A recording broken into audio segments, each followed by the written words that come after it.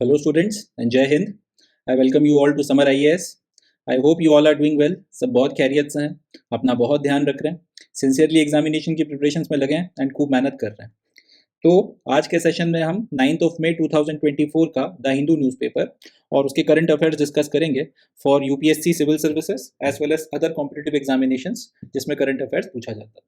ना सिर्फ हम करंट अफेयर्स को डिस्कस करेंगे, साथ ही साथ इसमें से किस तरह से क्वेश्चंस बनाए जा सकते हैं, कैसे एमसीक्यूज को फ्रेम किया जा सकता है, उसको भी डिस्कस करेंगे एंड मेन आंसर राइटिंग में इस डाटा का इस्तेमाल कैसे करना है ताकि एक अच्छा और एक इफेक्टिव आंसर आप लिखकर तैयार करें एंड ज़्यादा से ज़्यादा मार्क्स फेच कर सकें, उस बात को भी हम लोग इस सेशन में डिस्कस करने वाले हैं। काफ़ी कुछ है जानने के लिए, काफ़ी सारी चीज़ें हैं सीखने के लिए एंड जैसा कि मैं हमेशा कहता हूँ, मेरा वादा है ये सेशन आपकी प्रिपरेशन को आपकी एक्सपेक्टेशन से ज़्यादा इन्हांस करेगा। And now without any further ado ये भी बिगिन शुरू करते हैं 9th of May 2024 का द हिंदू और उसके इंपॉर्टेंट करंट अफेयर्स।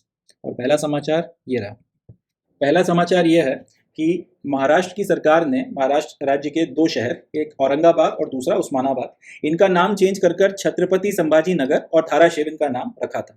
इसके लिए इन्होंने जो नोटिफिकेशन जारी किया था, इस नोटिफिकेशन को बॉम्बे हाई कोर्ट में चैलेंज किया गया था। अब बॉम्बे हाई कोर्ट का फैसला आ गया है और उन्होंने इस नोटिफिकेशन को अपहेल्ड किया है और उन्होंने बोला है कि महाराष्ट्र सरकार के द्वारा औरंगाबाद और उस्मानाबाद शहर का नाम चेंज करके छत्रपति संभाजी नगर और धाराशिव रखा जाना किसी भी तरीके से संविधान का वायलेशन नहीं है, किसी भी तरीके से इलीगल नहीं है और किसी भी तरीके से उसको आप इमोरल नहीं मान सकते। तो ये महाराष्ट्र सरकार ने जो एक्शन लिया था या ये जो अपना नोटिफिकेशन जारी किया था, ये कानूनी रूप से पूरी तरह सही है और इसको रोका नहीं जा सकता। ये बोलकर जो याचिका लगाई गई थी इस नोटिफिकेशन के खिलाफ और ये बोला गया था कि नाम चेंज ना किए जाएं, जो नाम है औरंगाबाद और उस्मानाबाद इनको एज इट इज रहने दिया जाए, बॉम्बे हाई कोर्ट ने इस तरीके की जितनी भी याचिकाएं थी उन सबको खारिज कर दिया। तो ये तो अपना समाचार हो गया। अब इसका जो बैकग्राउंड है वो मैं थोड़ा सा आपको बताता हूँ, तब बात आपको ज़्यादा अच्छे से समझ में आएगी। तो कहानी शुरू होती है जून 2022 में। जून 2022 में उस वक्त जो महाराष्ट्र की स्टेट गवर्नमेंट थी उसके चीफ मिनिस्टर हुआ करते थे उद्धव ठाकरे। अब उद्धव ठाकरे साहब ने और उनकी कैबिनेट ने जून 2022 में यह फैसला किया कि ये जो महाराष्ट्र में काफ़ी लंबे वक्त से ये डिमांड पेंडिंग है कि इन दोनों शहरों के नाम चेंज किए जाएं, हम लोग इस बात को फाइनली अब करेंगे। तो उन्होंने इस लॉन्ग पेंडिंग डिमांड को पूरा करते हुए महाराष्ट्र सरकार की कैबिनेट ने यह डिसाइड किया कि इन दोनों शहरों के नाम चेंज किए जाएंगे। औरंगाबाद शहर का नाम चेंज कर किया जाएगा संभाजी नगर और उस्मानाबाद का नाम चेंज करके किया जाएगा धाराशिव। इसके बाद में फिर कुछ पॉलिटिकल उठापटक हुई एंड जुलाई 2022 आते आते सरकार बदल गई। सरकार बदलने के बाद में जो नई सरकार बनी उसके चीफ मिनिस्टर थे एकनाथ शिंदे साहब। अब एकनाथ शिंदे साहब ने जुलाई 2022 में उनकी जो सरकार की जो मीटिंग हुई उसमें उन्होंने ये बोला, औरंगाबाद का नाम चेंज करके संभाजी नगर ना करके हम लोग छत्रपति संभाजी नगर करेंगे, यानी कि उसमें जो नाम नया रखा जा रहा था उसमें छत्रपति ऐड किया गया एंड उस्मानाबाद का नाम एज इट इज रहने दिया गया। तो इनकी गवर्नमेंट ने ये बोला कि भाई आपसे हम औरंगाबाद शहर जो है उसका नाम चेंज करके छत्रपति संभाजी नगर करना है और उस्मानाबाद का नाम धाराशिव रखा जाएगा। फाइनली इन्होंने जब ये नोटिफिकेशन जारी किया उसके बाद की जो भी प्रक्रिया होती है वो प्रोसेस वगैरह आगे चली एंड फरवरी 2023 में यूनियन होम मिनिस्ट्री ने महाराष्ट्र सरकार के इस नोटिफिकेशन को कि दोनों शहरों का नाम चेंज कर हम औरंगाबाद का नाम चेंज करके छत्रपति संभाजी नगर एंड उस्मानाबाद का चेंज कर धाराशिव कर रहे हैं, इस नोटिफिकेशन को अप्रूव कर दिया और ये नाम जो है इनको चेंज करने की प्रक्रिया पूरी कर दी। तो ये जो जैसे ही अब ये प्रक्रिया पूरी हुई उसके बाद में होता यह है कि बॉम्बे हाई कोर्ट में लगभग 15 याचिकाएं लगाई जाती हैं और राज्य सरकार के द्वारा ये जो नोटिफिकेशन जारी किया गया जिससे नाम बदले गए थे उसको चैलेंज किया जाता है। अब इस ये जो याचिकाएं लगाई गई थी इसमें काफी सारे आर्ग्यूमेंट दिए गए थे। मोटे तौर पर याचिकाकर्ताओं का कहना यह था कि ये जो नाम चेंज करने की पूरी प्रक्रिया है ये पॉलिटिकली मोटिवेटेड है। पहला इनका आर्ग्यूमेंट ये था कि ये पॉलिटिकली मोटिवेटेड है। दूसरा इनका कहना ये था कि जनता के सेंटिमेंट्स को एक तरफ रखकर सरकार अपनी मनमर्जी से काम कर रही है, यानी कि ग्राउंड पे जनता तो नहीं चाहती कि इस तरीके का कोई काम किया जाए, आप नाम वगैरह चेंज करो, मगर राज्य सरकार जनता के पूरे सेंटिमेंट्स को डिसरिगार्ड कर ये नोटिफिकेशन लेकर आई है, तो ये नोटिफिकेशन पब्लिक सेंटिमेंट के खिलाफ जाता है। दूसरा इनका आर्ग्यूमेंट ये था। तीसरा इनका कहना यह था कि ये जो नाम चेंज किया गया है शहरों का ये संविधान के प्रोविजंस का वायलेशन करता है, ये कॉन्स्टिट्यूशन के खिलाफ जाता है। संविधान के प्रोविजंस का वायलेशन करता है मतलब संविधान का वायलेशन करता है, तो ये असंवैधानिक है ये नोटिफिकेशन। तो इन तीन आर्ग्यूमेंट्स के बेसिस पे इन्होंने कहा था इसलिए ये नोटिफिकेशन रद्द किया जाए और ये जो पूरी प्रक्रिया की गई है नाम चेंज करने की इसको रिवर्स कर जो नाम थे पहले आपके औरंगाबाद और उस्मानाबाद उसको एज इट इज रहने दिया जाए। इनका साथ ही साथ ये कहना था कि ये जो पॉलिटिकली मोटिवेटेड स्टेप उठाया गया है ये इसलिए उठाया गया है ताकि इससे पॉलिटिकल गेन्स हासिल किए जा सकें। पॉलिटिकल गेन्स हासिल करना भी चले बुरी बात नहीं है, मगर ये पॉलिटिकल गेन हासिल करने के लिए दो कम्युनिटीज को एक दूसरे के खिलाफ भड़का रहे हैं, या फिर कहीं ना कहीं ये जो एक्शन है ये ऐसा है कि कम्युनल पैशंस को स्ट्रोक करता है, लोगों के अंदर सांप्रदायिकता को लेकर आता है, समाज को बांटता है, समाज में कहीं ना कहीं एक दूसरे के प्रति नफरत और एक दूसरे के प्रति गुस्सा होता है। तो ये पूरी की पूरी प्रक्रिया ठीक नहीं है, ऐसा नहीं करना चाहिए, ऐसा ये जो है याचिकाओं में कहा गया था। अब ये याचिकाएं जब लग गई तो फिर इसके ऊपर सुनवाई होना शुरू हुई, सरकार को भी फिर पक्षकार बनाया गया, सरकार को बुलाया गया। तो सरकार ने फिर इसके काउंटर में जो आर्गुमेंट दिया वो ये था कि ये जो रीनेमिंग की गई है, ये जो नाम बदला गया है, ये धार्मिक नेचर का तो है नहीं। औरंगजेब बेसिकली एक मुगल एम्परर था एंड छत्रपति संभाजी राजे जो है वो महाराष्ट्र के आपके लोकल हीरो हैं, वो मराठा अंपायर के राजा रहे हैं, वो आपके छत्रपति रहे हैं। एंड क्योंकि कहीं ना कहीं औरंगजेब दिल्ली से नीचे की तरफ में इन्वेड करने आए थे तो उनके बारे में एक अच्छा सेंटीमेंट नहीं है यहाँ का जो पूरा आपका रीजन है। उसके अगेंस्ट में छत्रपति संभाजी जो है वो खड़े हुए, उन्होंने उनके खिलाफ जो एक स्टैंड लिया, तो कहीं ना कहीं he is the local hero, वो एक लोकल हीरो हैं और इसलिए उनका नाम यहाँ पर ज्यादा बेहतर रहेगा बजाय आप जो दिल्ली से एज एन इन्वेडर अगर कोई एक रूलर आया था उसकी जगह। ये आर्ग्यूमेंट दिया गया स्टेट गवर्नमेंट की तरफ से कि हमने एक राजा का नाम या फिर एक रूलर का नाम हटा के दूसरा रूलर का नाम जो है उससे रिप्लेस किया, तो ये रिलीजियस नेचर का तो हो नहीं सकता। तो पहली बात। दूसरा इनका कहना ये था कि जब हमने ये आपका ये डिसीजन जब हमने पब्लिक किया कि हम नाम चेंज करेंगे, तब जो ये शहर थे, यहाँ की जो मेजोरिटी ऑफ द रेसिडेंट्स थे, उन्होंने इस नेम चेंज की पूरी प्रोसेस को सेलिब्रेट किया, उन्होंने इस चीज का जश्न मनाया था। तो ये कहना कि पब्लिक सेंटिमेंट्स के खिलाफ जाते हैं, ये बात भी गलत है। तीसरा इनका कहना यह था कि हम एक रूलर का नाम दूसरे रूलर के नाम से चेंज कर रहे हैं, ये कम्युनल पैशंस किस तरीके से स्ट्रोक करता है, हमारे सेक्युलर क्रेडेंशियल्स के ऊपर ये किस तरीके से आपका सवाल उठाता है। दूसरी बात ये कि ऐसा तो है नहीं कि नाम चेंज करने के बाद हम या नाम चेंज करने के पहले या इस दरमियान हमने किसी के साथ या किसी कम्युनिटी के साथ में किसी भी तरीके का कोई भेदभाव किया हो। तो ये सेक्युलर वैल्यूज को किस तरीके से कॉम्प्रोमाइज करता है, ये आर्ग्यूमेंट आपका स्टेट गवर्नमेंट की तरफ से कोर्ट में रखा गया। फाइनली इन दोनों आर्ग्यूमेंट्स, काउंटर आर्ग्यूमेंट्स को सुनने के बाद में बॉम्बे हाई कोर्ट ने अपहेल्ड किया ये जो डिसीजन था महाराष्ट्र सरकार का। उन्होंने बोला कि ठीक है, आपने जो नोटिफिकेशन लेकर आए हो ये संविधान का किसी भी तरीके से वायलेशन नहीं करता, ये कहीं से कहीं तक इलीगल नहीं है, इसमें किसी तरीके का आप बेईमानी या दोगलापन या किसी भी तरीके की मॉरलिटी हमको देखने को नहीं मिल रही है, तो आप कर सकते हो, उसमें कोई दिक्कत की बात नहीं है। औरंगाबाद और उस्मानाबाद शहर का नाम चेंज कर आप छत्रपति संभाजी नगर और धाराशिव कर सकते हो, आपके पास संविधान के तहत में ये पावर है। तो इस तरीके से ये पूरा का पूरा जो है ये जो डिसीजन है अल्टीमेटली हो गया और कोर्ट ने सरकार के इस फैसले के ऊपर मोहर लगा दी। अभी जो पूरी न्यूज मैंने आपके साथ में डिस्कस करी है, ये एज सच अपने लिए किसी काम की नहीं है। इसमें से जनरली क्वेश्चंस नहीं पूछे जाएंगे। मैक्स टू मैक्स ये पूछा जा सकता है कि किन दो शहरों का नाम चेंज किया गया है, और ये क्वेश्चन भी यूपीएससी में तो आएगा नहीं, मे भी शायद एसएससी सीजीएल में भी ना है। रेलवे की जो आपकी ग्रुप सी ग्रुप डी की भर्तियां उसमें पूछ लिया जाए तो पूछ लिया जाए। तो अब आप ये बोलोगे कि ये न्यूज़ मैंने आपके साथ शेयर क्यों की अगर ये एग्जामिनेशन पॉइंट ऑफ व्यू से इंपॉर्टेंट नहीं है तो जवाब यह है कि न्यूज़ अपने लिए एग्जामिनेशन पॉइंट ऑफ व्यू से इंपॉर्टेंट नहीं है, मगर इसमें जो ये नाम चेंज करने की बात आई है, यहाँ से एक सवाल उठता है या फिर यहाँ से कंसेप्ट उठता है कि शहरों के नाम बदले कैसे जाते हैं। अगर आप चाहते हो कि किसी शहर का नाम, किसी जिले का नाम, किसी तहसील का नाम, किसी रेलवे स्टेशन का नाम अगर आपने चेंज करना है तो आप वो करते कैसे हो, शहरों का नाम बदलने की प्रोसीजर क्या होती है, प्रक्रिया क्या होती है, वो अपने लिए बहुत काम की चीज है, एग्जामिनेशन में वो पूछा जा सकता है। तो वो अब हम लोग यहाँ से डिस्कस करेंगे, मगर समझने के लिए कि आखिर उसको डिस्कस क्यों करेंगे, क्यों ये करंट अफेयर में पढ़ रहे हैं अपन की शहरों के नाम चेंज करने की क्या प्रक्रिया होती है, उसके लिए आपको कंटेक्स्ट देना जरूरी था ताकि आपको बात समझ में आए। तो वो कंटेक्स्ट मैंने आप लोगों के साथ में शेयर किया। आप अपने एग्जाम पॉइंट ऑफ व्यू से जो सबसे मेन चीज है इसमें से कि शहरों के नाम चेंज करने की प्रोसीजर क्या है भारत में, उसको हम लोग यहाँ पे देखते हैं। चलें डिस्कस करते हैं। अब हम लोग डिस्कस करेंगे शहरों का नाम चेंज करने का जो प्रोसीजर है इंडिया में, उसके बारे में। पूरा प्रोसीजर 2 स्टेजेस में डिवाइडेड है। पहला जो स्टेज है वो स्टेट के लेवल पर होता है। स्टेट के लेवल पर जब ये प्रोसीजर पूरा हो जाता है उसके बाद में सेंटर के लेवल पर एक प्रोसीजर होता है। जब सेंटर के लेवल का प्रोसेस या प्रोसीजर पूरा हो जाता है उसके बाद में जो भी शहर या जो भी जिला है उसका नाम चेंज किया जाता है। अब स्टेट के लेवल पर यह प्रोसेस 2 तरह से हो सकती है। किसी भी शहर का नाम अगर आप चेंज करना चाहते हैं तो स्टेट के लेवल पर उसको 2 तरह से किया जा सकता है। एक होता है एग्जीक्यूटिव तरीका और एक होता है लेजिस्लेटिव तरीका।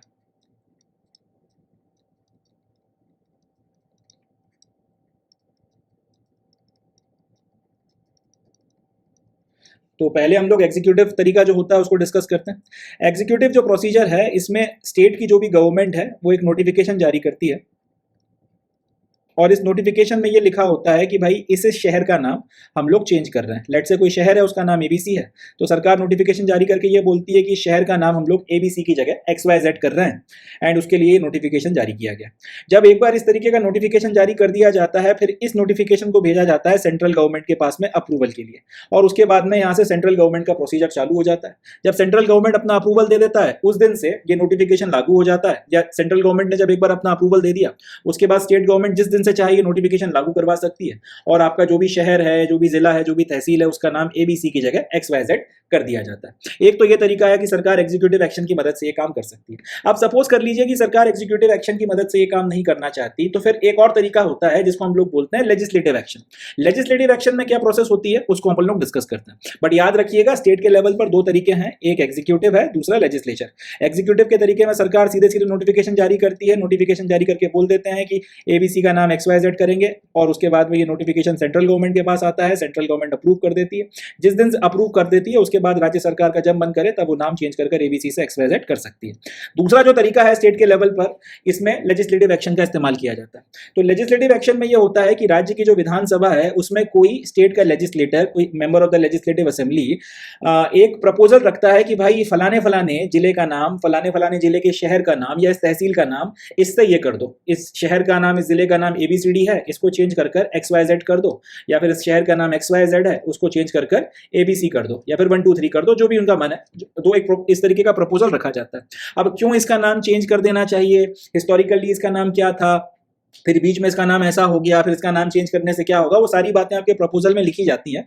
मगर इस तरीके का एक प्रस्ताव कोई भी member of the legislative assembly, चाहे आपकी वो सरकार जो पावर में है, जो पार्टी, उसका एमएलए हो, चाहे अपोजिशन में उसका हो, डजंट मैटर, मगर इस तरीके का एक प्रस्ताव जो है member of the legislative assembly के द्वारा रखा जाता है। अब जब इस तरीके का एक प्रस्ताव या फिर एक resolution member of the legislative assembly के द्वारा रख दिया गया, जिसमें उसने प्रपोजल दिया है कि भाई इस फलाने फलाने शहर का नाम चेंज किया जाए, और उसके फिर उसने कारण भी बताएं। अब इस रेजोल्यूशन के ऊपर विधानसभा में डिस्कशन होता है और पूरी तरीके से इसका डेलिब्रेशन होता है, करना चाहिए, नहीं करना चाहिए, करने के क्या फायदे हैं, ना करने के क्या फायदे हैं, करने के क्या नुकसान है, ना करने के क्या नुकसान है। सारी चीजों को हिस्टोरिकल, पॉलिटिकल, सोशल, हर तरीके के पर्सपेक्टिव से जो भी डिबेट एंड डिस्कशन होना है विधानसभा में, हर तरीके से उसको डिबेट एंड डिस्कस किया जाता है। एक बार जब डिबेट एंड डिस्कशन हो जाता है, उसके बाद में रिजोल्यूशन के ऊपर होती है वोटिंग। अब विधानसभा में जो भी मेजोरिटी ऑफ लोग वहां पे प्रेजेंट हैं, अगर वो इस पर्टिकुलर रेजोल्यूशन के फेवर में वोट डाल देते हैं, तो फिर ये माना जाता है कि रेजोल्यूशन जो है पास हो गया है। अब अगर लेट्स से कि वहां पर जितने भी मौजूद लोग हैं वो जो वोटिंग कर रहे हैं, अगर उनकी मेजोरिटी इसके अगेंस्ट में वोट कर देती है, फिर ऐसी कंडीशन में ये होता है कि आपका जो प्रस्ताव है वो गिर जाता है और इसके ऊपर फिर आगे कोई प्रक्रिया नहीं की जाती। अब यहाँ पे एक ध्यान देने वाली बात है कि जब ये जो रेजोल्यूशन है नाम चेंज करने का, इसके ऊपर जो वोटिंग में आपको मेजोरिटी चाहिए होती है, वो होती है सिंपल मेजोरिटी। इसको समझिएगा, सिंपल मेजोरिटी का मतलब क्या है कि जब वोटिंग हो रही है उस वक्त विधानसभा में जितने लोग या फिर जितने विधायक मौजूद हैं उनकी मेजोरिटी, ठीक है जी, मैं लिख देता हूं यहां पे, majority of members present and voting, मतलब ये कि जितने लोग विधानसभा में मौजूद हैं जब वोटिंग हो रही है उतने लोगों की मेजोरिटी। थोड़ा सा इसको समझ लेते हैं। सपोज कर लीजिए कि आपकी विधानसभा की टोटल स्ट्रेंथ 100 है, इसका मतलब मेजोरिटी कितने पर आएगी, 51 पे। 100 का आधा होता है 50, और 50 में एक और जोड़ दीजिए, तो फिर यहाँ पे 51 लोग अगर किसी पर्टिकुलर चीज के फेवर में वोट डाल देते तो वो मेजोरिटी हो जाती है, ठीक है जी। तो ये आपकी कहलाती है ऑर्डिनरी मेजोरिटी। सिंपल मेजोरिटी का मतलब है कि लेट्स से 100 में से सिर्फ 40 लोग प्रेजेंट है। अब 40 में से अगर 21 लोगों ने किसी भी पर्टिकुलर रेजोल्यूशन के फेवर में वोट डाल दिया, तो फिर ये माना जाएगा कि वो सिंपल मेजोरिटी से पास हो गया। बात को समझिएगा, हाउस की टोटल स्ट्रेंथ कितनी है, 100, तो इसमें मेजोरिटी आती है 51 पे। बट सपोज कर लेते हैं कि एक वक्त पर एक पर्टिकुलर बिल के ऊपर वोटिंग हो रही है और तब 100 लोग मौजूद ही नहीं है, तब जितने आपकी जो टोटल स्ट्रेंथ है हाउस की उसके आधे से भी कम लोग मौजूद है, लेट्स से 40 लोग मौजूद है। अब 40 की मेजोरिटी 21 पर आएगी, तो यहां पर जो 40 लोग प्रेजेंट हैं और जो वोट डालेंगे उसकी मेजोरिटी जो 21 आ रही है, ये कहलाती है सिंपल मेजोरिटी, ठीक है जी।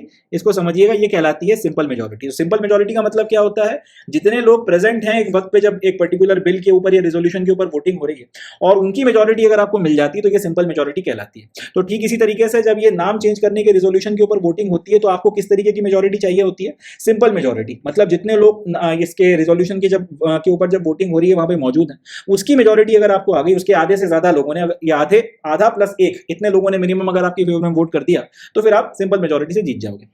एक बार जब आपका ये लेजिस्लेशन जो है सिंपल मेजोरिटी से पास हो जाता है तो उसके बाद में स्टेट लेजिस्लेशन आपका जो भी शहर या फिर नाम चेंज करना है, शहर का या सिटी का जिसका भी नाम चेंज करना है उसके रिस्पेक्ट में नोटिफिकेशन जारी करता है एंड अकॉर्डिंगली उसके बाद में यहाँ से स्टेट के लेवल पर जो नाम चेंज करने की प्रोसीजर है वो कंप्लीट हो जाती है। तो चाहे आप एग्जीक्यूटिव एक्शन की मदद से करो चाहे लेजिस्लेटिव एक्शन की मदद से करो, यहाँ पर जो है स्टेट के लेवल पर काम खत्म हो गया। एग्जीक्यूटिव एक्शन करना है तो सरकार डायरेक्ट नोटिफिकेशन लेकर आती है और लेजिस्लेटिव एक्शन लेना है तो फिर क्या होता है, पहले कोई विधानसभा में एक रेजोल्यूशन लाया जाता है, रेजोल्यूशन सिंपल मेजोरिटी के साथ में पास होता है, उसके बाद में आपकी जो विधानसभा है लेजिस्लेटिव असेंबली है वो नोटिफिकेशन जारी करती है और उसके बाद में फिर इसको सेंटर के पास में भेजा जाता है। तो चाहे सरकार खुद नोटिफिकेशन लेकर आए उसके बाद भी सेंटर के पास में जाना है, चाहे विधानसभा में भी आप इसको पास करा लो उसके बाद में भी सेंटर के लेवल पर इसको भेजा जाता है। इस तरीके से स्टेट के लेवल का जो प्रोसीजर है वो कंप्लीट हो गया। अब एक बार जब सेंट्रल लेवल पर आपकी जो केंद्र सरकार है उसको राज्य सरकार का प्रपोजल मिलता है कि भाई हमारा जो ये फलाना फलाना शहर है जिसका नाम ABC है इसका नाम हम लोग XYZ करना चाहते हैं,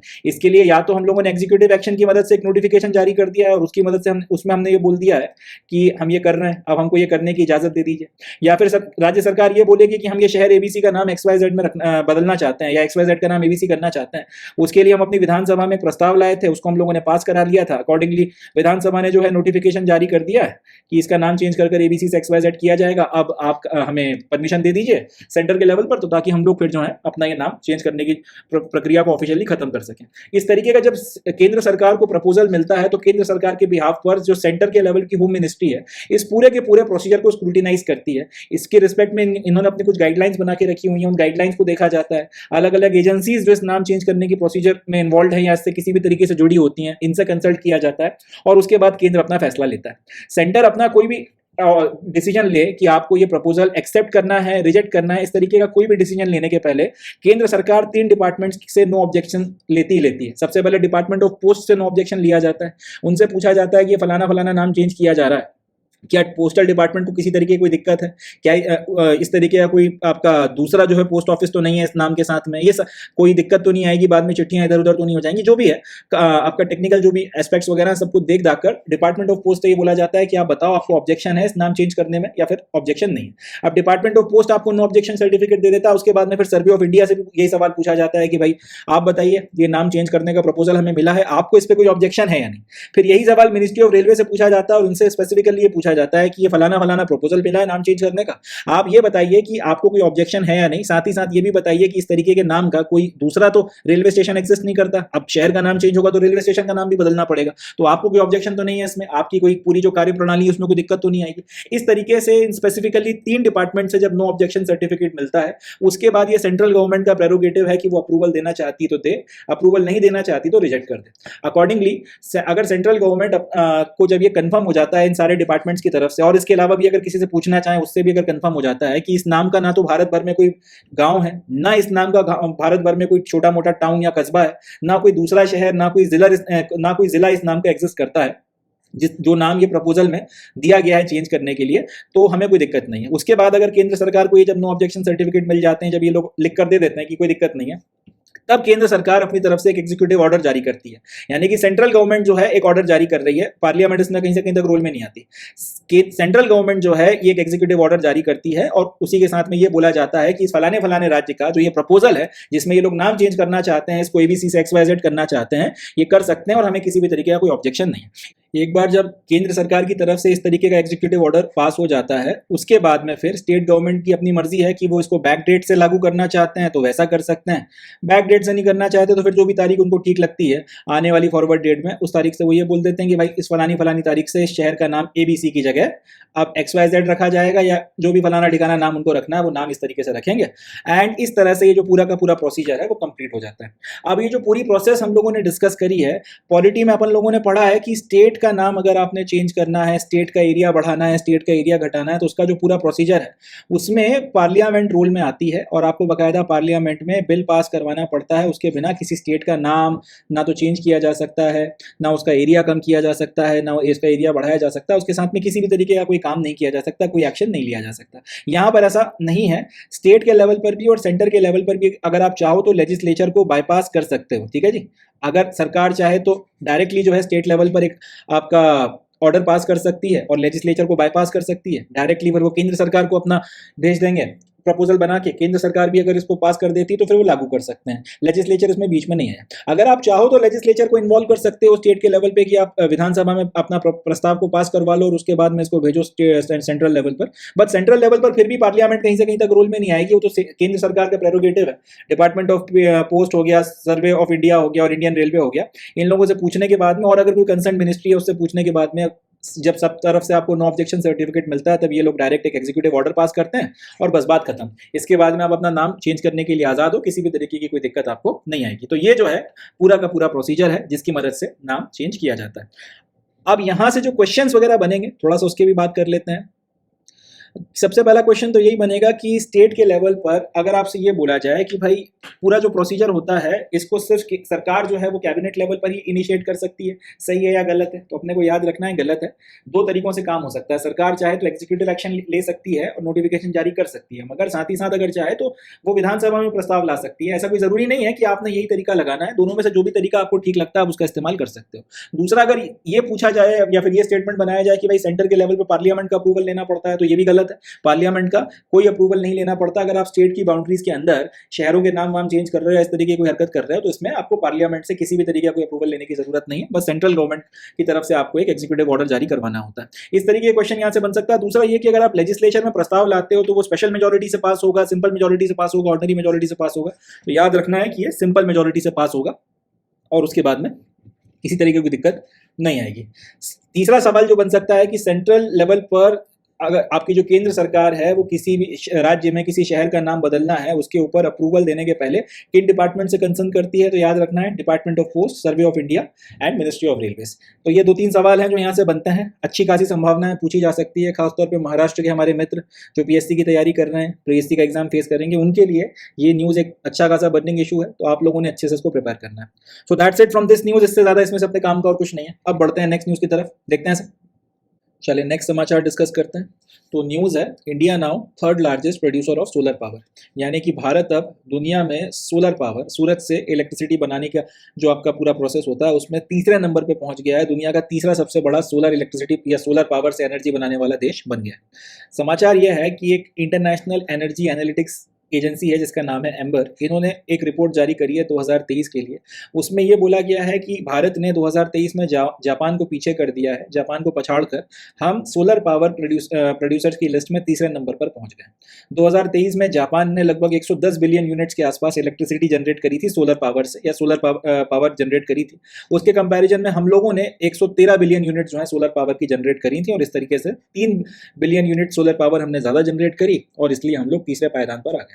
अब बिलियन यूनिट कितना होता है इसको आप ऐसे समझिए, 1 गीगावाट 1 बिलियन वाट्स के बराबर होता है, और यहाँ पे 113 बिलियन वाट्स की बात हो रही है, मतलब लगभग 113 गीगावाट्स के आसपास इलेक्ट्रिसिटी हमने सोलर पावर से जनरेट करी है। अपने आप में काफ़ी बड़ा फिगर है, एंड इस तरह से हम लोग अब तीसरे नंबर पर इस एम्बर नाम की इस एजेंसी की रिपोर्ट के बेसिस पर आ गए। अब नीति आयोग ने भी इसी के रिस्पेक्ट में मई 2024 में एक रिपोर्ट जारी करी है सोलर पावर के रिस्पेक्ट में। उसमें उनका कहना यह है कि भारत की जो आज की तारीख की टोटल इंस्टॉल्ड कैपेसिटी है, या इंस्टॉल कैपेसिटी का मतलब होता है हर वो तरीका जिससे आप बिजली बना सकते हो, उस चाहे उसमें रिन्यूएबल सोर्सेज आते हो चाहे नॉन रिन्यूएबल सोर्सेज आते हो, सबका जो कॉम्बिनेशन होता है उसे इंस्टॉल कैपेसिटी बोला जाता है।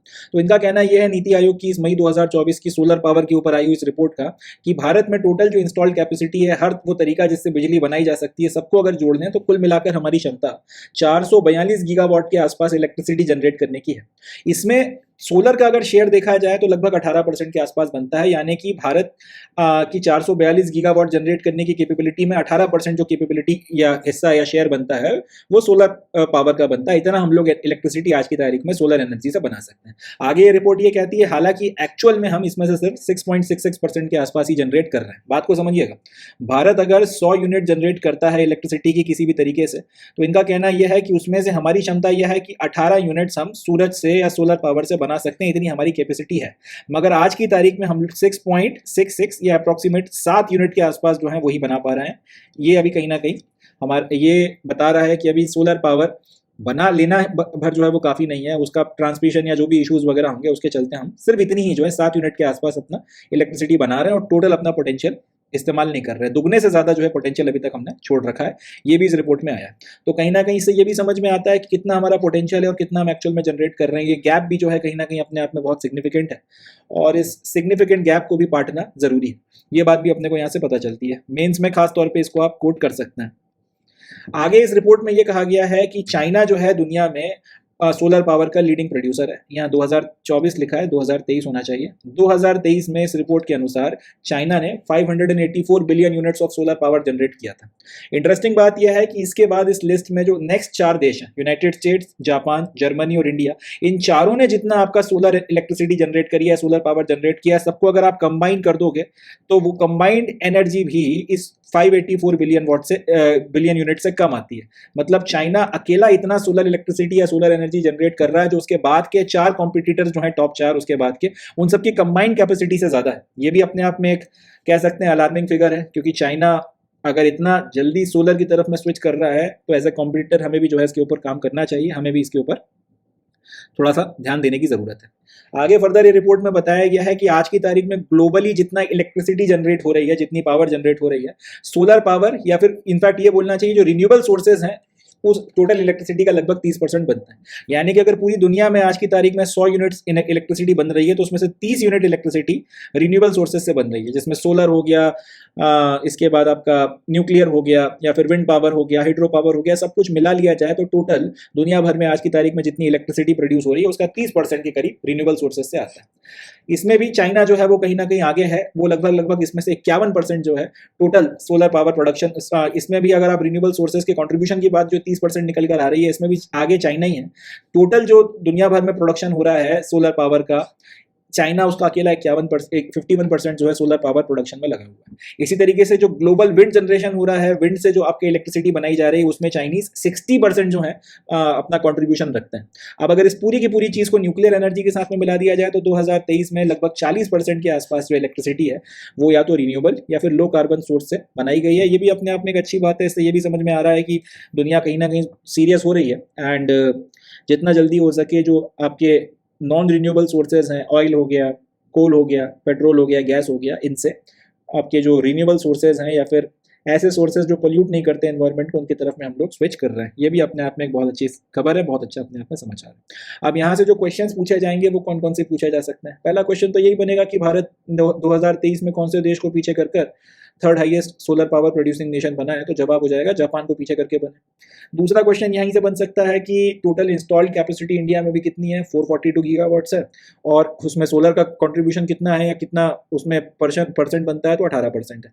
अब यहाँ से मुझे नहीं लगता कोई एमसीक्यू बनेगा, बट ये जो डाटा है इसको आप मेंस में कोट कर सकते हैं। अगर कहीं पे रिन्यूएबल नॉन रिन्यूएबल के बारे में लिखने के लिए कुछ आ जाता है या इन दोनों के बीच में जो ये गैप है इसके बारे में कुछ अगर लिखने के लिए आ जाता है तो वहाँ पर आप लिख सकते हैं कि 18% जो है हमारा 442 गीगावाट्स का वो सोलर है, बट सिर्फ 6.66% या अप्रॉक्सीमेटली, याद नहीं रहा तो 7% के आसपास हम अभी उसका इस्तेमाल कर रहे हैं। ट्रांसमिशन और बाकी सारी चीज़ों के चलते वो हमारे पास अभी उतनी अच्छी व्यवस्था नहीं है, तो ये गैप पाटना ज़रूरी है और इसके बाद ही जो है हम लोग सही तरह से अपनी सोलर पावर की क्षमता का इस्तेमाल कर पाएंगे। इस तरह से कुछ लिख सकते हैं। बाकी अगर ये पूछा जाए कि दुनिया में सोलर पावर का सबसे हाईएस्ट प्रोड्यूसर कौन है, कई लोगों के दिमाग में आ जाएगा यूनाइटेड स्टेट्स है। जवाब है नहीं, चाइना के बाद यूएस, 2023 के पहले तक जापान था, फिर जर्मनी और इंडिया था। इंडिया जो है वो तीसरे नंबर पर है, जापान जर्मनी उसके बाद आता है।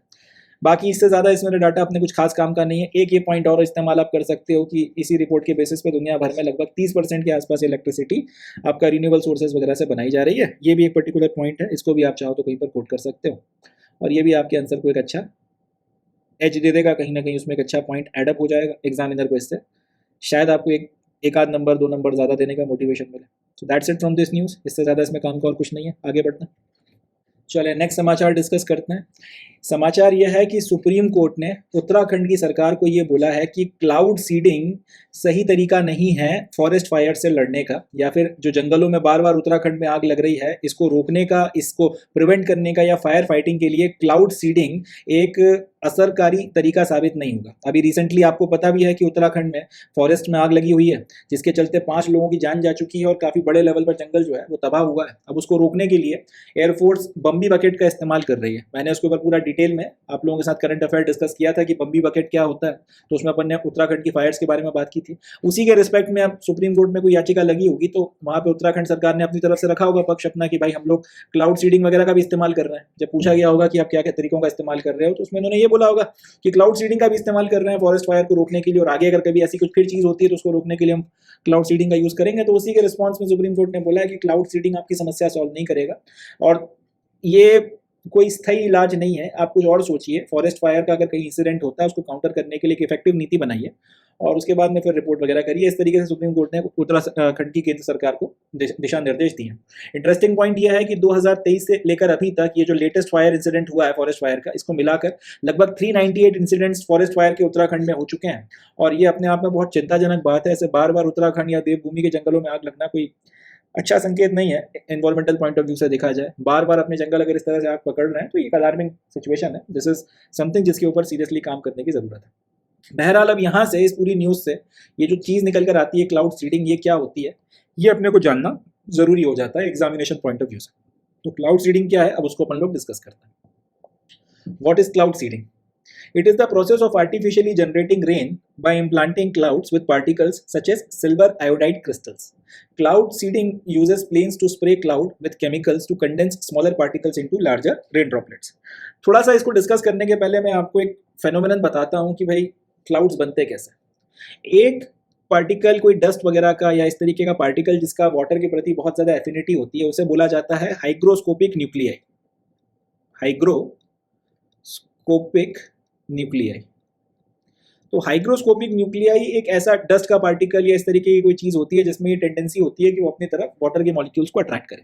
अब अपर एटमॉस्फेयर में, ट्रोपोस्फियर की अपर लेयर्स पे या अपर लेवल पर ये जो हाइग्रोस्कोपिक न्यूक्लियाई है ये अपने आसपास के जो वाटर वेपर्स या वाटर ड्रॉपलेट्स हैं उनको अपनी तरफ में खींचना शुरू करता है। जितना ज़्यादा ये वाटर ड्रॉपलेट्स इस हाइग्रोस्कोपिक न्यूक्लियाई के आसपास आना शुरू होते हैं, जितना तेज़ी के साथ में ये आपस में आते हैं, तो इसी के साथ में यहाँ पर कंडेंसेशन की जो प्रोसेस है वो शुरू हो जाती है। अब ना सिर्फ कंडेंसेशन की प्रोसेस शुरू हो जाती है मगर ये कंडेंसेशन की प्रोसेस जो है बहुत फास्टली या बहुत रैपिडली होने लगती है। इस कंडेंसेशन की प्रोसेस के फास्ट या रैपिडली होने के चलते क्लाउड फॉर्मेशन होता है और ना सिर्फ क्लाउड फॉर्मेशन होता है, इस तरीके के क्लाउड बनते हैं जिसमें काफ़ी बड़ी मात्रा में वाटर ड्रॉपलेट्स होती हैं या फिर काफ़ी बड़ी मात्रा में आइस क्रिस्टल्स या पानी जो है किसी न किसी फॉर्म में मौजूद रहता है। अब ये क्लाउड धीरे धीरे बढ़ना शुरू होता है क्योंकि ये जो हाइग्रोस्कोपिक न्यूक्लियाई है ये वाटर वेपर्स को अपनी तरफ खींचे चली जा रही है और जितने ज़्यादा वाटर वेपर इसके पास जा रहे हैं तो उससे और ज्यादा दूरी के जो वाटर वेपर हैं और ज्यादा अट्रैक्ट हो रहे हैं। इस तरीके से ये क्लाउड फिर बढ़ता चला जाता है। अल्टीमेटली एक पॉइंट ऐसा आता है इस हाइग्रोस्कोपिक न्यूक्लियाई के चारों तरफ, लेट्स से ये हाइग्रोस्कोपिक न्यूक्लियाई यहाँ कहीं बीच में है, इसके चारों तरफ में एक बहुत बड़ा क्लाउड बन जाता है और इस बहुत बड़े क्लाउड में अच्छी खासी मात्रा में वाटर है, या तो ड्रॉपलेट्स के फॉर्म में या फिर आइस क्रिस्टल्स के फॉर्म में। अब इसका वजन अच्छा खासा हो गया, जब इसका वेट खूब ज्यादा हो जाता है और इसका वेट जो इसको नीचे की तरफ में धकेल रहा है और एयर के द्वारा इसके ऊपर लगाया जाने वाला विस्कस फोर्स जो इसको ऊपर की तरफ में धकेल रहा है, जब ये बैलेंस बराबर नहीं रह पाता और वजन जो है ज्यादा हो जाता है तब ये क्लाउड नीचे की तरफ में गिरता है और जब ये नीचे की तरफ में गिरता है तब बारिश होती है और ये रेनफॉल का जो है पूरा आपका फेनोमेनन है। अब क्लाउड सीडिंग बेसिकली क्या करती है थोड़ा उसको डिस्कस करते हैं। क्लाउड सीडिंग एक ऐसी प्रोसेस है जिसमें आर्टिफिशियली आप रेन जनरेट करते हो by implanting clouds with particles such as silver iodide crystals. यानी कि आपके पास में क्लाउड पहले से मौजूद है, उस क्लाउड में अब इतना मात्रा में जो है ना तो वाटर ड्रॉपलेट और आइस मौजूद है कि या फिर ना उसका इतना ज्यादा वजन है कि वो नीचे की तरफ में गिरे और बारिश करवाए। तो आप ये करते हो कि इसमें सिल्वर आयोडाइड जो है प्लेन की मदद से जाओगे, इस क्लाउड के ऊपर पहुंचोगे और उसके बाद इसके ऊपर आप सिल्वर आयोडाइड जो है उसका छिड़काव कर दोगे। अब ये सिल्वर आयोडाइड एक बार जब आपने छिड़क दिया तो इससे ये जो सिल्वर आयोडाइड है ये हाइग्रोस्कोपिक न्यूक्लियाई की तरह बिहेव करता है और वो जो कंडेंसेशन की पूरी प्रोसेस मैंने आपको समझाई थी वो कंडेंसेशन की प्रोसेस यहाँ पर ट्रिगर कर देता है। एक तो कंडेंसेशन की प्रोसेस नेचुरली होती है डस्ट पार्टिकल्स के चलते, दूसरा यहाँ पे जो कंडेंसेशन की प्रोसेस है आपने सिल्वर आयोडाइड क्रिस्टल्स को यहाँ पे डाल दिया तो इसके चलते ये भी हाइग्रोस्कोपिक न्यूक्लियाई की तरह बिहेव करेगा और कंडेंसेशन की प्रोसेस को ट्रिगर कर देगा। मगर ये आर्टिफिशियल तरीके से इसने ट्रिगर किया। अब जब ये कंडेंसेशन की प्रोसेस यहाँ पर ट्रिगर हो जाएगी तो ये जो छोटा सा क्लाउड था जिसमें आपने सिल्वर आयोडाइड को डाला था ये क्लाउड फिर बहुत बड़ा क्लाउड बन जाएगा और फिर वही बात की वजन इतना ज्यादा हो जाता है कि फिर ये सस्टेन नहीं कर पाता हवा में, फिर ये नीचे की तरफ में गिरता है और उसके चलते फिर रेन आती है और क्लाउड सीडिंग की मदद से इस तरह फिर आप आर्टिफिशियली बारिश जो है वो जनरेट करवा सकते हो। Cloud seeding uses planes to spray clouds with chemicals to condense smaller particles into larger rain droplets. वही बात जो मैंने कही कि क्लाउड सीडिंग की मदद से आप बेसिकली यहाँ पे कंडेंसेशन की प्रोसेस को ट्रिगर करवा देते हो, छोटे छोटे जो आपकी जो ड्रॉपलेट्स हैं उनके आसपास का जो नमी है वो भी फिर कंडेंसेट होने लगती है, बड़ा क्लाउड बनता है और बारिश होती है। पूरी की पूरी प्रोसेस जो है क्लाउड सीडिंग से करवाई जाती है। फोटोग्राफ में देखिए और ज्यादा बेहतर समझ में आएगा। ये आपके पहले से मौजूद क्लाउड है, हवा में तैर रहे हैं। अब इसमें इतनी मात्रा में वाटर नहीं है कि वो अपनी मनमर्जी से बरस जाए, ना इतना ज्यादा जो है वहाँ पे कंडेंसेशन हो रहा है, सारी चीजें। अब आप प्लेन में बैठे, आप हीरो की तरह ऊपर गए, क्लाउड्स के ऊपर पहुंचे, इनके ऊपर सिल्वर आयोडाइड का आपने छिड़काव किया, आगे बढ़ गए।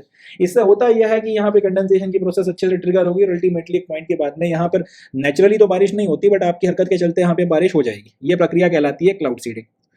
क्लाउड सीडिंग जो है इसको जनरली दो तरीके से, दो चीजें करवाई जाती हैं क्लाउड सीडिंग की मदद से। एक तो कहीं पर अगर बारिश नहीं हो रही तो वहां पे आप बारिश करवा सकते हो। दूसरा, अगर कहीं पर स्नोफॉल नहीं हो रहा तो विंटर स्नोफॉल भी करवाया जा सकता है क्लाउड सीडिंग की मदद से। अब ये विंटर स्नोफॉल अगर कहीं पे आपने क्लाउड सीडिंग की मदद से करवाया और इसके चलते काफी बड़ी मात्रा में कहीं पे बर्फ गिर गई, तो इससे होगा ये कि बाद में जब ये बर्फ पिघलेगी तब ये वाटर सप्लाई वगैरह जहां पर भी आपको सराउंडिंग एरिया में चाहिए वो उससे आपकी वाटर सप्लाई हो जाएगी। इस बात को ध्यान में रख के कई बार स्नोफॉल भी जो है क्लाउड सीडिंग की मदद से करवाया जाता है। दूसरा, आपको पता है कि हेल स्टॉर्म आने वाला है, यानी कि आपकी ओलों की वृष्टि होने वाली है। कहीं पर अगर बहुत घना जो है कोहरा हो गया है, कहीं पर अगर बारिश ही नहीं हो रही है, वहां पे एकदम अकाल पड़ने की नौबत आ गई है, सूखा पड़ गया है, या फिर एयर पोल्यूशन बहुत ज्यादा हो रहा है, इन सारी चीजों में भी फिर उस इलाके में आप क्लाउड सीडिंग करवा दो। क्लाउड सीडिंग अगर आपने करवा दी तो फिर जो आपका हेल स्टॉर्म या फिर ओलावृष्टि होनी थी वो नहीं होगी। वो सारा पानी जो ओलों के रूप में गिरने वाला था फिर वो कंडेंसेशन की मदद से वाटर ड्रॉपलेट्स के रूप में बारिश बनेगा और बारिश के रूप में आएगा। अगर कहीं पे बहुत घना कोहरा हो रहा है और आपने बारिश करवा दी क्लाउड सीडिंग की मदद से तो वहां का कोहरा हट जाएगा। कहीं पर अगर बिल्कुल ही अकाल पड़ने वाली नौबत आ गई तो क्लाउड सीडिंग करा दो और उसकी मदद से बारिश होगी तो सामने वाली की एकदम जो मरने की स्थिति थी उससे वो बाहर आ जाएगा। और इसी तरह अगर एयर पोल्यूशन बहुत ज्यादा है तो ये तो बड़ा ऑब्वियस सी बात है, जब बारिश हो जाए तो माहौल मौसम जो एकदम से साफ हो जाता है तो एयर पोल्यूशन वगैरह का जो भी इंपैक्ट है वो खत्म हो जाएगा। ये सारी चीजें क्लाउड सीडिंग की मदद से करवाई जा सकती हैं। हालांकि क्लाउड सीडिंग के अपने कुछ चैलेंजेस भी हैं। सबसे पहला क्लाउड सीडिंग का चैलेंज ये है कि अगर आप चाहते हो कि बारिश हो या फिर आप क्लाउड सीडिंग की मदद से बारिश करा दो तो आपके पास जो पहली रिक्वायरमेंट है वो ये है कि जो क्लाउड है उसमें मॉइस्चर पहले से होना चाहिए। बहुत ज्यादा मात्रा में ना हो बट थोड़ी बहुत मात्रा में तो होना ही चाहिए। जैसे ये वाला क्लाउड है, इसमें अगर बिल्कुल भी नमी नहीं है, बिल्कुल ही पानी, बिल्कुल नाम मात्र का पानी नहीं है और आपने ऊपर से सिल्वर आयोडाइड गिरा दिया तो उससे फिर कोई फर्क नहीं पड़ने वाला। पहले से अगर इसमें कुछ मात्रा में थोड़ी बहुत नमी हो और उसके बाद फिर जो है आप क्लाउड सीडिंग करो और उसके चलते फिर कंडेंसेशन का फेनोमेनन ट्रिगर हो जाए, तब ये फिर जो छोटा मोटा अगर ये क्लाउड था तो ये बड़ा क्लाउड बन जाए और तब बरसे, तब तो बात समझ में आती है। बट इसमें वो ताकत ही नहीं, इसमें पानी है ही नहीं और आप फिर लगे हुए हो कि क्लाउड सीडिंग करा के बारिश करवा लोगे, तब ये चीज फेल हो जाती है। तो पहली रिक्वायरमेंट ये है कि आपको मॉइस्चर से भरे हुए, पूरी तरह से नहीं तो कम से कम थोड़ी बहुत मात्रा में सही मगर मॉइस्चर से भरे हुए क्लाउड्स चाहिए जिनके ऊपर सिल्वर आयोडाइड फेंका जा सके। अगर वो है ही नहीं तो फिर आप करते रहो सिल्वर आयोडाइड का छिड़काव, उसके ऊपर क्लाउड सीडिंग नहीं होगी। अब मजे की बात यह है कि आप पता कैसे करोगे कि किसी पर्टिकुलर क्लाउड में जो है वो वाटर है या नहीं, या फिर उसमें मॉइस्चर है या नहीं। तो ये प्रेडिक्ट करना थोड़ा सा मुश्किल है, इसलिए क्लाउड सीडिंग कई बार फेल भी हो जाती है, कई बार क्लाउड सीडिंग का उतना अच्छा इंपैक्ट निकल कर नहीं आता। दूसरी बात फिर वही आती है कि प्रकृति से छेड़खानी करने के अपने नुकसान भी होते हैं। चाइना ने क्लाउड सीडिंग करा करा के खूब हरकतें करी थी, उसका नतीजा ये निकला है कि उनके यहाँ पे पूरा का पूरा जो वेदर है उसके कई सारे पैटर्न्स बिगड़ गए। जहाँ पे बारिश नहीं होती थी वहाँ भर भर के क्लाउड सीडिंग कराई। अब दिक्कत यह है कि वहाँ पे बाढ़ आने लगी है। इसी तरीके से जहाँ पे पहले सूखा नहीं पड़ता था वहाँ पे अकाल पड़ने लगा है, क्योंकि वो बारिश जहाँ पर होनी थी वो पहले कहीं और हो गई है क्लाउड सीडिंग वगैरह के चलते। तो ये इस तरीके की, अगर हम लोग प्रकृति से खेलेंगे तो फिर प्रकृति भी हमसे खेलेगी, तो उसके कई सारे नेगेटिव इंपैक्ट भी हैं। इन्वायरमेंटल नेगेटिव इंपैक्ट भी होते हैं, हेल्थ के ऊपर भी पड़ते हैं। नेचुरल वाटर साइकिल आपकी इंपैक्ट हो जाती है, सॉइल कंटामिनेशन हो जाती है, क्योंकि सिल्वर आयोडाइड अगर बहुत मात्रा में डाल दिया तो फिर वो पानी के साथ में नीचे आता है, वो सॉइल को भी खराब करता है और ये जो आपकी वाटर बॉडीज हैं उनको भी नुकसान पहुंचाता है। इसके अलावा और भी जो आपका लोकल क्लाइमेट है उसके ऊपर इंपैक्ट पड़ता है। पता चला कि अब गर्मी का मौसम है, अगर इंडिया की बात करते हैं, गर्मियों में अगर नॉर्थ इंडिया में खूब जमकर गर्मी नहीं पड़ेगी तो वो प्रेशर डिफरेंस क्रिएट नहीं होगा जिसके चलते मानसून आता है। पता चला आपने झमझमा के बारिश करवा दी जून और मई के महीने में, उसके चलते यहाँ पे ठंडा हो गया पूरा मौसम और वो प्रेशर डिफरेंस ही क्रिएट नहीं हुआ, तो पता चला मानसून की बारिश नहीं आई, मानसून फेल कर जाए। इस तरीके की चीजें भी हो सकती हैं। तो आप लोकल क्लाइमेट के ऊपर बहुत गलत इंपैक्ट डाल सकते हैं अगर इसका अति से ज्यादा इस्तेमाल किया गया तो। चाइना इसका क्लियर कट एग्जाम्पल है और वहाँ पे इस तरीके की चीजें हो रही हैं। तो ये जो है पूरा क्लाउड सीडिंग का फेनोमेनन है जो मैंने आप लोगों के साथ में डिस्कस किया।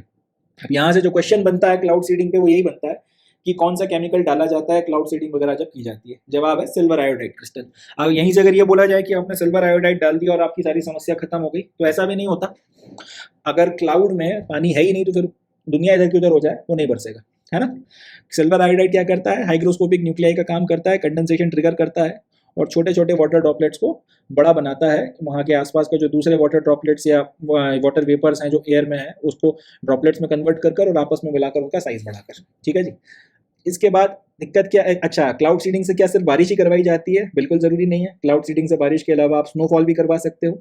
और इससे क्या क्या फ़ायदे हो सकते हैं, तो ये सिर्फ आपका बारिश से पानी मिल जाए ये नहीं है, ये भी याद रखिएगा हेल स्टॉर्म को हटा सकता है, फॉग को डिसिपिएट कर सकता है, ड्रॉट प्रोन रीजन्स में बारिश, और आपका एयर पोल्यूशन को भी कम कर सकता है। नुकसानात क्या है अपन ने डिटेल में डिस्कस कर ही लिया, तो यहाँ से क्वेश्चन आए तो आप इसका जवाब दे सकते हैं। एंड अगर आपको फॉरेस्ट फायर पे कुछ लिखने के लिए आता है, खासतौर पे मेंस के पेपर में, तो ये पर्टिकुलर पॉइंट कोट कर दीजिएगा कि क्लाउड सीडिंग कोर्ट ने मना कर दिया है कि भाई ये कोई आपका रामबाण इलाज नहीं है, कुछ और सोचो, कुछ ज़्यादा प्रैक्टिकल सोचो और ऐसा सोचो जिससे प्रकृति को नुकसान ना हो। और दूसरा, फॉरेस्ट फायर्स खतरनाक तरीके से इसके इंसिडेंट्स बढ़ रहे हैं, 398 इंसिडेंट 2023 से लेकर अभी तक हो चुके हैं, अच्छी बात नहीं है, इसको रोकना जरूरी है। इस तरीके से आप मेंस में इस 2 पॉइंट्स को कोट कर सकते हैं। इससे ज़्यादा इस न्यूज़ में अपने काम का और कुछ नहीं है। अब बढ़ते हैं नेक्स्ट न्यूज़ की तरफ, देखते हैं सर। चले नेक्स्ट न्यूज़ डिस्कस करते हैं। अगला समाचार यह है कि United kingdom based pharmaceutical company AstraZeneca, इन्होंने दुनिया भर से कोविड-19 की अपनी वैक्सीन का ग्लोबल विड्रॉल शुरू कर दिया। मतलब दुनिया भर में एस्ट्राजेनेका ने कोविड-19 की अपनी जो वैक्सीन बेची थी उसको अब वापस लेना शुरू कर दिया है। ये समाचार इसलिए रेलेवेंट है क्योंकि कुछ दिनों पहले एस्ट्राजेनेका ने यूनाइटेड किंगडम के ही एक कोर्ट में इस बात को भी माना था कि इनकी ये वैक्सीन लेने से एक तो हार्ट अटैक का खतरा बढ़ता है, दूसरा इसके चलते ब्रेन डैमेज होने का भी खतरा बढ़ता है, साथ ही साथ टीटीपी नाम से एक रेयर साइड इफेक्ट होता है, ये होने के चांसेस भी बढ़ जाते हैं जिससे आपके ब्लड में क्लॉटिंग हो सकती है। अब जब ये समाचार निकल कर आया तो उसके बाद में काफ़ी हाई तौबा मची, काफ़ी दुनिया भर में जो है अप्रोर वगैरह हुआ।